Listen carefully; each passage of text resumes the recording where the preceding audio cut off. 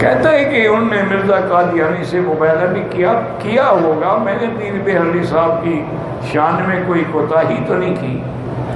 بات یہ ہے کہ وہ اس گرفتاری کے خوف سے حضرت شاہ جی کے ساتھ نہیں چلے۔ ہوتا ہے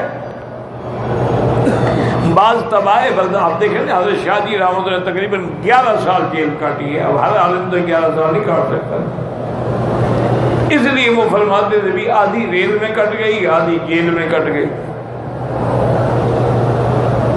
ہم نے تقریریں کی تو لوگوں نے کہا واہ شاہ جی، اور ہم جیل چلے گئے تو لوگوں نے کہا آہ شاہ جی، بس اسی آہ اور واہ میں ہم مر گئے۔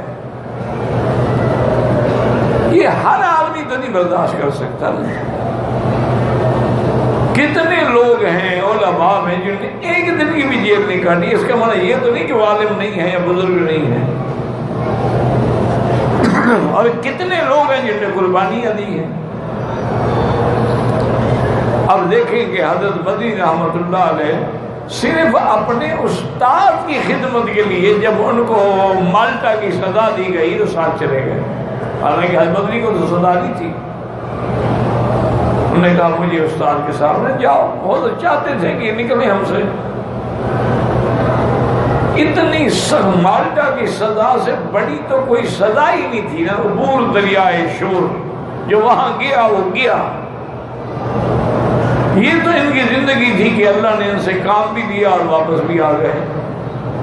اس لیے شاہ صاحب کا اس جذبے میں شریک نہ ہونا وہ ان کی طبیعت تھی، ورنہ یہ تو نہیں کہ وہ ختم نبوت کے عاشق نہیں تھے یا فدائی نہیں تھے یا عقیدے میں کچھ ڈھیلے تھے، بالکل نہیں۔